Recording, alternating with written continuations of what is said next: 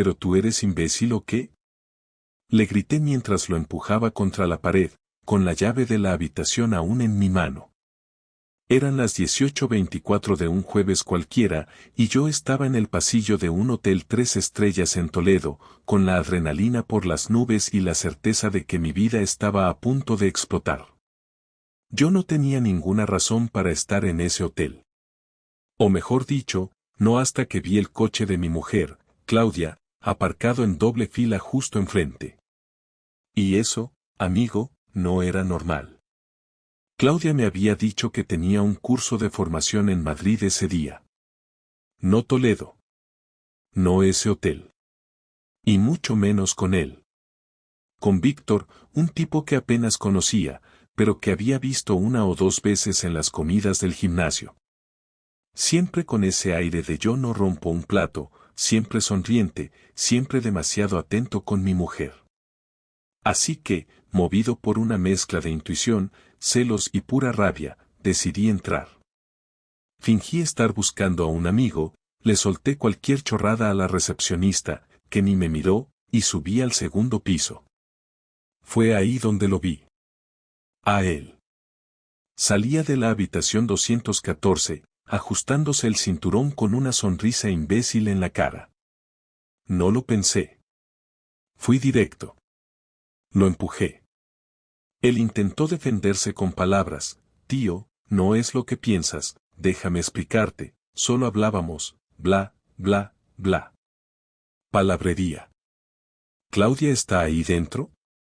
Le pregunté con los dientes apretados. No respondió. Ese silencio fue todo lo que necesitaba para confirmar lo que ya sabía. Empujé la puerta. Estaba entreabierta. Y ahí estaba. Sentada en la cama, en ropa interior, con el pelo recogido y esa cara de me pillaron copiando en el examen y no tengo ni cómo justificarlo. No dijo nada. Solo me miró. Como si el tiempo se hubiera detenido. Yo tampoco dije nada. Cerré la puerta con suavidad. No grité. No lloré. No hice el numerito que uno se imagina en esas situaciones. Solo me quedé ahí, de pie, respirando hondo, como si necesitara convencer a mi cuerpo de que no era una pesadilla. Todo lo que venía después, las preguntas, la rabia, la venganza, empezaba justo ahí. Ella no dijo nada. Se tapó con la sábana como si eso cambiara algo, como si el problema fuera que la había visto medio desnuda y no que me acababa de romper en dos. Yo no gritaba, no hacía falta. El silencio pesaba más que cualquier insulto. Caminé hasta el borde de la cama y me senté sin mirarla. Necesitaba ver algo, cualquier cosa que me confirmara que no estaba imaginando todo aquello. Y ahí estaban, 2 vasos con hielo medio derretido, una caja de preservativos abierta en la mesita, su bolso tirado en el suelo y, lo más obvio, su ropa interior doblada cuidadosamente sobre la silla del rincón. Ninguna de esas cosas tenía sentido si venía de un simple curso de formación. Me pasé la mano por la cara. Tenía la boca seca, la mandíbula rígida, el estómago encogido como si fuera a vomitar, pero no había nada dentro, solo esa presión absurda que te dan los nervios cuando estás por explotar. Claudia no hablaba, y eso era aún peor que si hubiera empezado con excusas. ¿Cuánto tiempo llevas viéndolo? Dije sin mirarla. No respondió. En vez de eso, se levantó lentamente de la cama, aún envuelta en la sábana, y empezó a vestirse como si fuera lo más normal del mundo. Me giré para verla directamente y repetir la pregunta. ¿Cuánto tiempo llevas con este gilipollas? Ella suspiró y por fin habló. No lo llames así. Eso fue todo. Eso fue lo que eligió decir. No negar nada, no pedirme perdón, no inventar una historia ridícula para justificar lo injustificable. No, su prioridad era defenderlo. Me levanté despacio, sin saber si era mejor quedarme o salir de allí para no perder la cabeza. Ella seguía poniéndose la ropa, como si tuviera prisa por irse, como si el problema fuera que la pillé en mal momento. ¿Esto es serio o solo eres una más en su lista? Pregunté, esta vez mirándola directamente a los ojos. No es como tú piensas. No. Claramente no pienso que estés dando una charla de fisioterapia con las tetas al aire, le solté sin filtro, sintiendo como el calor me subía por la cara. Ella se quedó callada, cruzando los brazos, ya vestida, como si estuviera lista para irse. Pero no se iba. Y yo tampoco. Estábamos atrapados en esa habitación de hotel que olía a perfume barato, sudor y culpa. Lo conoces del gimnasio, ¿verdad? Ella sintió con la cabeza. Otra confirmación que no necesitaba pero que dolía igual. ¿Qué te falta conmigo que tienes que buscarlo ahí? ¿Qué te da ese cabrón que no te doy yo? No es eso, Andrés. No tiene que ver contigo. Claro que tiene que ver conmigo. Si no tuviera que ver conmigo, no estarías escondiéndote en un hotel a 1 hora de casa, mintiéndome en la cara como si fuera idiota. Ella se sentó otra vez en la cama, sin mirarme. Hace meses que no somos los mismos, dijo con voz baja. Tú estás siempre cansado, apagado, en piloto automático. Te has vuelto, no sé, gris. ¿Gris? Dije repitiendo esa palabra con rabia. ¿Y eso te da derecho a follarte a otro? Porque yo no sabía que había un protocolo, si tu pareja se vuelve aburrida, échate un amante y listo. Ella cerró los ojos, como si no pudiera soportar mirarme.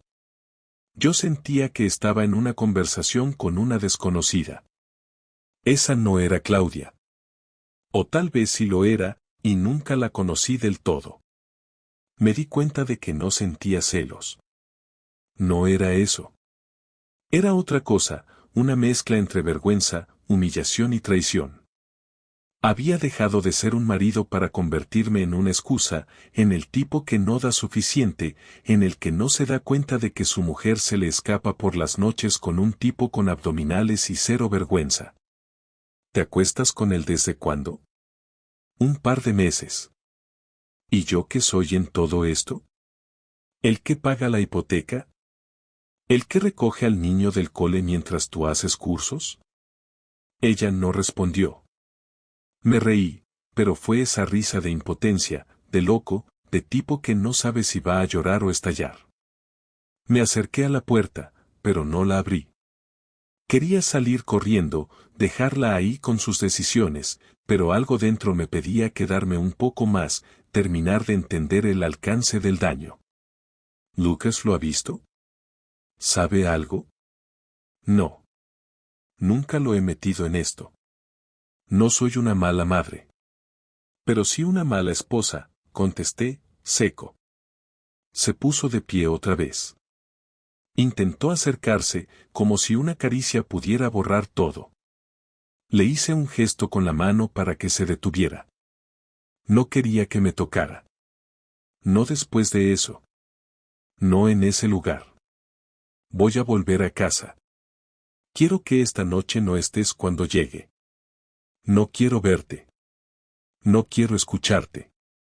Mañana hablaremos. Pero hoy no. Hoy no puedo ni mirarte sin sentir asco. Ella sintió con la cabeza sin oponerse. No lloró. Ni una lágrima. Ni una súplica. Me dejó ir, como si ya tuviera decidido desde hace tiempo que lo nuestro había terminado. Y en el fondo, tal vez era así. Tal vez llevaba más tiempo rota la cosa de lo que yo me había dado cuenta. Salí del hotel sin decir una palabra más. Me subí al coche, encendí el motor, y antes de arrancar, apoyé la cabeza en el volante. La respiración me temblaba. No lloré. Solo me quedé ahí, en silencio, sintiendo que algo dentro se había roto y ya no tenía arreglo. La mañana siguiente no dormí ni 2 horas. Volví a casa casi en automático, como si las calles fueran nuevas y el trayecto de siempre me resultara ajeno. Cuando llegué, Lucas ya estaba despierto viendo la tele en pijama y no preguntó por su madre. Eso me tranquilizó, aunque solo fuera por un segundo. Me metí en la ducha como si eso sirviera para borrar el olor del hotel, el sudor de la rabia y la mugre emocional que llevaba encima desde el día anterior. Me miré al espejo y no me reconocí. Ojeras, mandíbula tensa, la cara de un hombre que se acababa de estrellar contra la realidad. Me senté a desayunar con mi hijo sin ganas de hablar. Él, por suerte, tenía la cabeza en sus dibujos. Le hice el bocadillo, preparé su mochila y lo llevé al colegio sin decir una palabra más de la necesaria. No tenía energía ni para fingir. A las 10 en punto, Claudia llamó. No contesté. 10 minutos después, volvió a llamar. Lo mismo. A las 11, llegó a casa. La vi desde la ventana, caminando con la mochila colgada al hombro, como si fuera una adolescente que había hecho novillos y venía con la cara de ya verás la bronca. Abrió la puerta con la llave, entró despacio, miró hacia el comedor y se encontró conmigo sentado en el sofá. No se atrevió a hablar de entrada. Cerró la puerta, dejó la mochila en el suelo, y se quedó de pie, esperando que yo empezara. Pero esta vez era yo el que iba a marcar el ritmo. ¿Te divertiste anoche?, dije sin levantarme ni mirarla. Ella tragó saliva, se acercó lentamente, pero mantuvo distancia. Andrés, no quiero que esto termine así, por favor, hablemos. ¿Así cómo? ¿Conmigo imaginándome lo que hiciste en esa cama de hotel mientras yo llevaba al crío al parque? ¿O así como cuando me mentiste mirándome a los ojos? Porque no sé a cuál de las dos cosas te refieres. Claudia cruzó los brazos, incómoda, como si tuviera frío, aunque el salón estaba templado. Tenía la cara descompuesta, pero no por culpa. Por nervios. No por lo que había hecho, sino por miedo a lo que yo pudiera hacer ahora. Me levanté despacio, caminé hasta quedar a 1 metro de ella. ¿Querías que habláramos? Pues vamos a hablar. Pero sin rodeos. ¿Te estás acostando con él desde hace cuánto exactamente? ¿Cuántas veces? ¿Dónde? ¿Aquí? ¿En el coche? ¿En el gimnasio? Andrés, no me hables así. ¿Cómo te hablo? ¿Con educación? ¿Con flores en la mano? Porque te recuerdo que ayer estabas con otro mientras yo criaba a nuestro hijo. Así que explícame exactamente cuál es el tono que se supone que debo usar contigo ahora mismo. Ella bajó la mirada, sin saber cómo responder. La rabia me comía por dentro, pero también me mantenía en pie. Le señalé el sofá con la mano. Siéntate, le ordené, y esta vez obedeció. Me quedé de pie frente a ella, con los brazos cruzados. No quería parecer amenazante, pero tampoco iba a mostrar debilidad. Claudia empezó a hablar. Esto no fue planeado. Al principio solo hablábamos, él me hacía sentir escuchada, que no estaba invisible. ¿Y yo qué soy? ¿Una planta en el pasillo? Andrés, tú estás siempre cansado, solo hablas de trabajo, de dinero, de problemas. Yo necesitaba sentirme viva otra vez. ¿Y para eso necesitabas acostarte con el monitor de CrossFit? No fue solo eso. Ah, claro. Ahora resulta que es amor. ¡Qué romántico! No. Tampoco eso. Ni siquiera estoy segura de lo que siento. Solo sé que contigo me siento como si ya no importara. Como si fuera parte del mobiliario. Llevamos años sin tocarnos como antes, sin hablarnos más allá de lo necesario. Y en vez de decirme eso, ¿decides montarte una doble vida? ¿Así se resuelve todo ahora? ¿Engañando y esperando no ser descubierta? Yo no lo planeé, Andrés. No fui buscando a nadie. Las cosas pasaron y me dejé llevar. ¿Te dejaste llevar? ¿Y crees que eso justifica todo? Ella empezó a llorar, pero no me afectó. No esta vez. Me había vaciado de empatía. Esa mujer, la que tenía frente a mí, ya no era la misma con la que me casé. Era otra persona. Y no porque hubiera cambiado de peinado o de gustos, sino porque había cruzado una línea que no tenía retorno. Y lo había hecho a conciencia, repetidas veces. ¿Lo vas a seguir viendo? Ella dudó. Esa duda fue todo. No lo sé. ¿Cómo que no lo sabes? ¿Necesitas hacer una tabla comparativa? ¿Ver quién te hace mejores favores? No es tan fácil. Para ti quizá no. Para mí sí. Te lo voy a poner claro, no te quiero en esta casa. No quiero que Lucas te vea así, no quiero que tenga que crecer preguntándose por qué su madre ya no es la misma. No quiero seguir fingiendo. Te vas a ir hoy. Te doy hasta la noche para recoger tus cosas. Ella abrió los ojos como platos, como si no se esperara esa respuesta. Como si pensara que iba a perdonarla, o al menos que íbamos a negociar. ¿Y Lucas? Lucas se queda conmigo. Tú ya tomaste tus decisiones. Ahora asume las consecuencias. Claudia se levantó de golpe, furiosa. No puedes quitarme a mi hijo así como así. No te lo estoy quitando. Tú te alejaste sola cuando empezaste a priorizar tus polvos de hotel sobre tu familia. A Lucas lo verás, claro. Pero esta casa ya no es tuya. Se acabó. Hoy te vas. Ella me miró con odio, pero también con miedo. No estaba acostumbrada a verme así, tan firme, tan cortante. Yo tampoco lo estaba, pero sabía que si aflojaba aunque fuera un poco, me iba a arrepentir el resto de mi vida. Se fue a la habitación, cerró la puerta, y no volvió a salir en horas. Yo me quedé en el salón, sentado, con el corazón bombeando como si hubiera corrido una maratón. Pero no era ansiedad. Era otra cosa. Era fuerza. Por primera vez en mucho tiempo, sentí que tenía el control de mi vida. A las 5 de la tarde bajó con una maleta de ruedas y una mochila al hombro. No dijo nada, ni siquiera intentó hablarme. Yo estaba sentado en la mesa del comedor revisando correos del trabajo, sin mirar realmente la pantalla.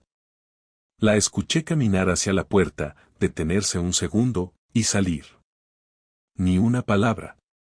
Ni un adiós, ni un te lo explicaré algún día, nada. Y eso fue lo mejor que pudo hacer. Cerró la puerta y con ese ruido se confirmó que la etapa de hacernos los tontos había terminado. Me levanté, eché el pestillo, y por primera vez en semanas me senté con la cabeza clara a planear lo que venía después. Ya no era el tipo que no sabía qué estaba pasando, ni el marido desconcertado esperando respuestas. Era alguien con un objetivo, dejarle claro que, por mucho que ella intentara rehacer su vida como si nada, no iba a salir limpia de esto. Esa misma noche hablé con un abogado, amigo de un compañero del trabajo, y le conté todo tal y como era. Le dije que no quería quedarme esperando a que ella decidiera qué hacer. Quería que lo sintiera. Que sintiera en su piel que las decisiones tienen precio. Me explicó cómo armar una demanda de divorcio con custodia completa para mí y régimen limitado para ella, basándonos en su negligencia y el engaño como parte del argumento. Me dijo que necesitábamos pruebas, y por suerte las tenía, el registro del hotel, las grabaciones de las cámaras de seguridad, los mensajes que recuperé de su antiguo móvil, que todavía sincronizaba con el iPad de casa. No había forma de que se escapara de esto. Todo estaba claro, feo, detallado. Se lo entregué todo en una carpeta, incluso con fechas y horas. El abogado no tuvo que hacer mucho para entender que Claudia había cruzado un límite legal y emocional del que no podía volver. Pasaron 3 días hasta que quiso ver a Lucas. Le dije que podía venir a casa el domingo a las 5, solo 1 hora. Quería que supiera lo que se siente al tener que pedir permiso para ver a su propio hijo, no por venganza infantil, sino porque eso era lo justo después de lo que había hecho. Se presentó puntual, con la cara de siempre, esa mezcla de arrepentimiento falso y orgullo herido que usan los que nunca aceptan sus errores del todo.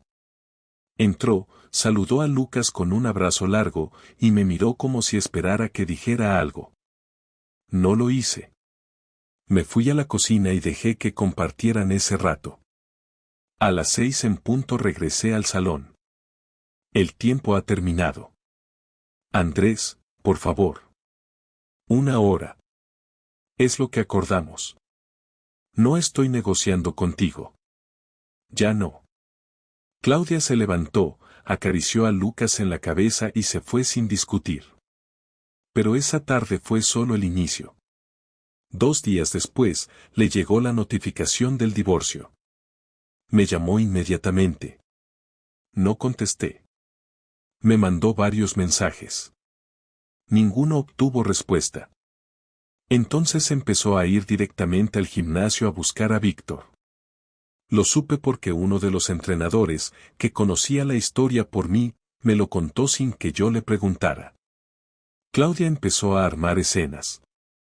Se le notaba el caos por dentro, esa pérdida de control que llega cuando alguien cree que puede jugar a 2 bandas sin consecuencias. Al parecer, Víctor no quería problemas. Él solo buscaba lo de siempre, diversión y silencio.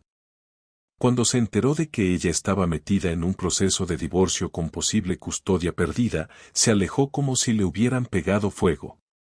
Y eso fue lo que más me dolió y a la vez más me alegró, darme cuenta de que ella había destruido todo por alguien que ni siquiera estaba dispuesto a responderle un mensaje una vez que las cosas se pusieron serias.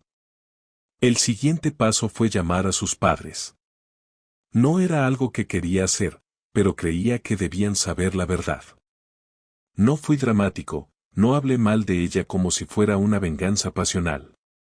Solo les conté los hechos. Les mandé los documentos del divorcio, les expliqué el motivo y les dije que si alguna vez querían seguir viendo a su nieto, estarían siempre bienvenidos, pero que con Claudia no pensaba compartir una sola comida familiar más.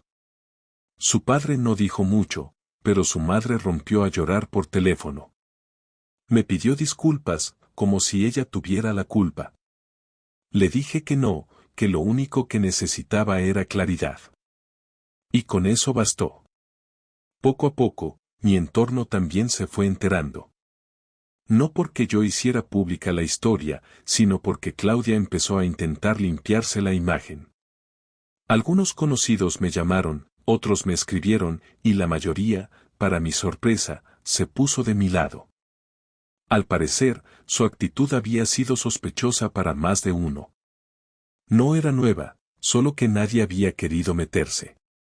Incluso una compañera suya de la clínica donde trabajaba me contó que Claudia había tenido un comportamiento extraño los últimos meses, con horarios que no coincidían y citas que no estaban registradas.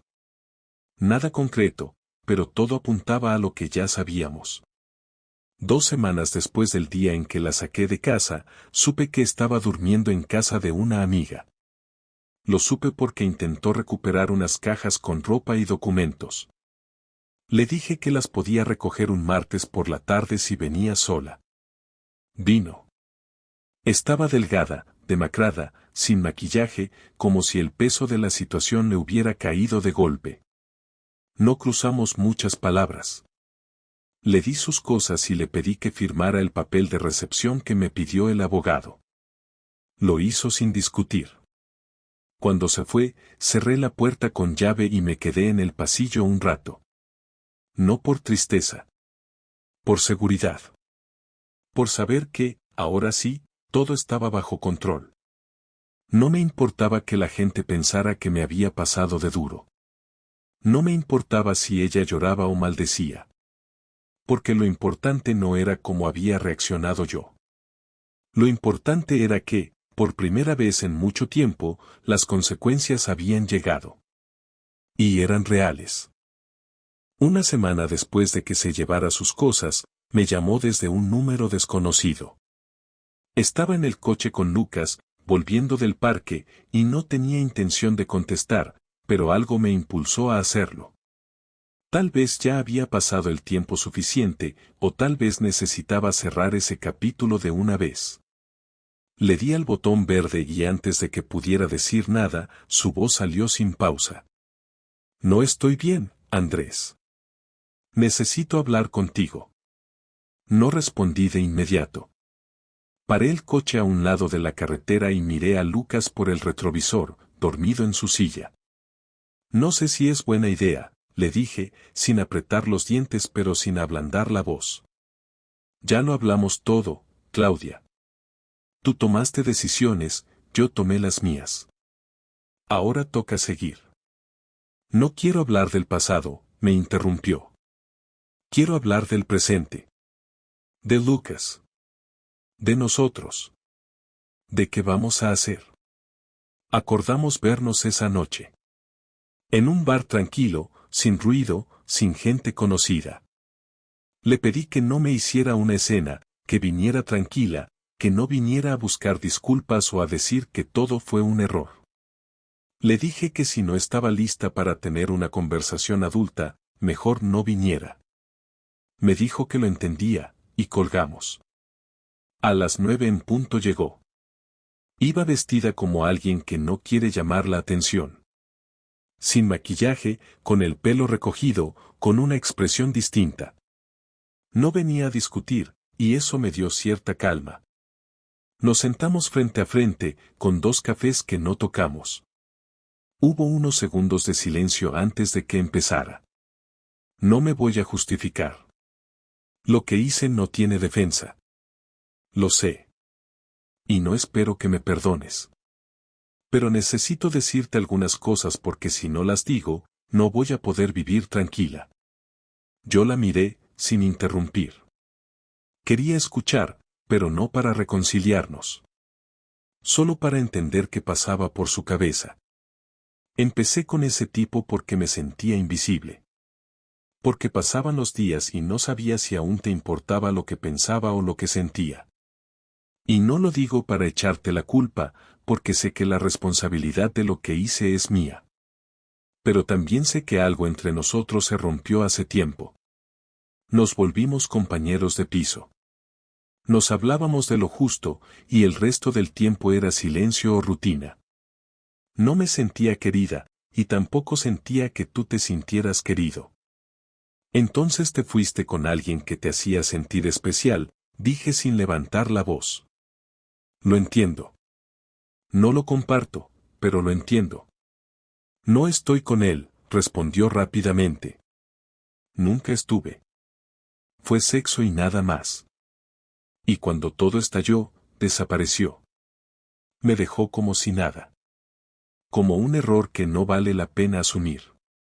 Ahí entendí que no solo había perdido tu confianza, sino también mi dignidad. No sabía qué decir a eso. Me habría encantado que me doliera, pero ya no sentía ese tipo de rabia. Lo que me quedaba era una especie de cansancio profundo, una necesidad de cerrar todo y no volver atrás. ¿Y qué quieres ahora, Claudia? Porque no entiendo por qué estamos aquí. Quiero saber cómo vamos a hacer con Lucas. No quiero perderlo. Quiero estar presente en su vida. Quiero que sepa que lo amo, aunque haya hecho todo mal. Lucas va a seguir viéndote. Nunca quise que dejaras de ser su madre. Lo que no va a pasar es que vivamos como si nada. La casa es suya y mía. Tú saliste de ella por tus decisiones. Ahora tienes que aprender a estar con él desde otro lugar. No quiero discutir eso. Lo acepto. Solo quiero que no me cierres la puerta como madre. Nunca lo haré. Pero como mujer, como pareja, eso ya no existe. Ella asintió. No discutió. No se puso a llorar. Solo bajó la mirada, tragó saliva y se quedó un rato en silencio. Luego levantó la vista y me dijo algo que me descolocó. Me merezco todo esto. Pero tú tampoco eras perfecto, Andrés. No me escuchabas, no me tocabas, no me preguntabas cómo estaba. Éramos dos personas tristes viviendo bajo el mismo techo sin tener el valor de decirlo. Puede que tengas razón, dije, sin ganas de pelear. Pero si me sentía distante, no fue porque dejé de quererte. Fue porque tú ya no estabas. Estabas, pero no de verdad. Y lo noté, y me alejé, y tú hiciste lo mismo, pero cruzando una línea que ya no se puede volver a pisar. ¿Crees que algún día podremos llevarnos bien? Por Lucas, sí. Pero no más allá. ¿Y si necesito tu ayuda? ¿Si me caigo? Entonces te levantarás sola. Igual que yo. No había odio en mis palabras. Solo determinación. Ella lo notó. No insistió. Terminó su café de un trago y se levantó despacio. Gracias por venir, me dijo antes de irse. Cuídate, Claudia. Salió del bar y no miró atrás. Yo me quedé un rato más, con la cabeza vacía. No sabía si sentirme aliviado o triste, pero al menos sabía que todo lo que tenía que decirse ya estaba dicho. Había terminado. La primera semana después de aquella conversación fue la más tranquila en mucho tiempo. No por ausencia de problemas, sino porque ya no había nada que discutir, ninguna mentira por descubrir, ninguna escena que interpretar. Era solo mi hijo y yo, y la rutina de casa volvió a ser predecible, pero en el buen sentido. Despertarse, preparar el desayuno, llevarlo al colegio, trabajar, recogerlo, cenar juntos y dormir sin tensión. Me había acostumbrado tanto a vivir en estado de sospecha, a notar cada cambio de humor, cada gesto extraño, que la normalidad me parecía un lujo. Claudia venía a ver a Lucas los miércoles por la tarde y algunos domingos. Se lo llevaba al parque, a veces a casa de sus padres, pero siempre volvía a la hora acordada. Nunca se quedaba más de lo necesario, nunca intentaba entrar, ni hablar de más. Parecía haber entendido su lugar y lo aceptaba sin pelea. No sé si eso le costaba, ni me interesa. Ya no era mi problema. Mis padres vinieron a visitarme 2 semanas después. No sabían nada hasta ese momento, no porque no confiara en ellos, sino porque no quería escuchar opiniones innecesarias mientras todavía estaba resolviendo todo. Cuando les conté, mi padre no dijo mucho, solo asintió y se quedó en silencio. Mi madre, en cambio, me miró como si no supiera si abrazarme o regañarme por no haber contado antes. Les mostré los papeles del divorcio, les conté cómo estaba organizado todo con Lucas, y les aseguré que no necesitaba ayuda económica ni emocional. Que lo tenía bajo control. Mi madre me dijo que estaba orgullosa, no por haber aguantado, sino por haber tomado decisiones sin perder la cabeza. Mi padre solo me dio una palmada en el hombro cuando se iban, y eso bastó. Al trabajo nunca le conté nada. No quería que mi vida personal se volviera tema de conversación en los pasillos. Mis compañeros sabían que algo había pasado porque dejé de llevar la alianza y falté algunos días seguidos, pero nadie preguntó, y eso lo agradecí. En casa, aproveché cada minuto con Lucas. Jugábamos, hacíamos los deberes, salíamos los fines de semana, comíamos pizza en el sofá, y por primera vez en mucho tiempo, sentí que estaba construyendo algo sólido con él. Sin interferencias, sin tensión flotando en el aire, sin la sombra de un matrimonio que ya no funcionaba. Una tarde, mientras lo ayudaba con una maqueta del sistema solar que le habían mandado para clase, me miró y me soltó algo que me dejó frío. Papá, ¿tú y mamá ya no sois amigos? No supe qué decirle de inmediato. Me tomé unos segundos para pensar y respondí lo mejor que pude. Ahora somos padres. Eso es más importante que ser amigos. ¿Pero ya no vivirá aquí? No, hijo. Mamá tiene su casa ahora. Pero siempre que tú quieras verla, ella va a estar. Él asintió y siguió pegando las bolitas de corcho a los alambres, como si no necesitara más explicaciones. Supongo que los niños entienden más de lo que creemos, y a la vez se conforman con menos de lo que imaginamos. Lo importante era que sentía estabilidad, y eso lo notaba en su comportamiento, en cómo dormía, en cómo comía, en cómo me hablaba. Claudia nunca volvió a mencionar lo que pasó. A veces intercambiábamos frases cortas cuando venía a buscar al niño o a dejarlo, pero eran estrictamente prácticas. Ningún intento de reconciliación, ningún reproche, ningún y sí. Y aunque al principio esperaba alguna especie de cierre más emocional, entendí que ya lo había tenido.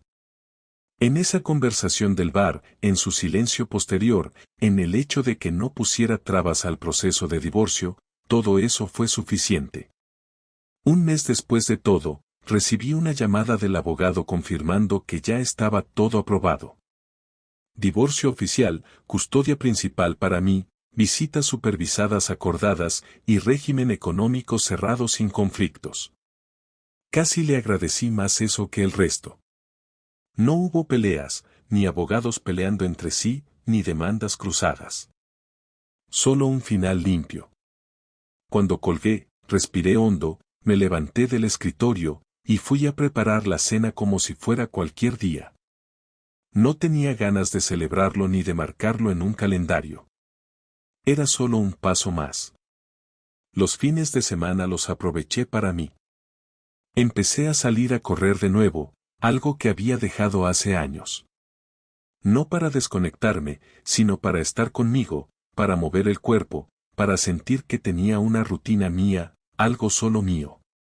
Volví a leer por las noches, a llamar a viejos amigos, a escribir listas de cosas pendientes. Me di cuenta de que había dejado de vivir para mí desde hacía mucho más de lo que pensaba. No por culpa de Claudia, sino porque uno se apaga sin darse cuenta, pensando que está cumpliendo, que eso basta. Pero no basta. Uno tiene que estar despierto para vivir de verdad. No sé si Claudia rehizo su vida. No me importa. No la he visto con nadie ni me interesa saberlo.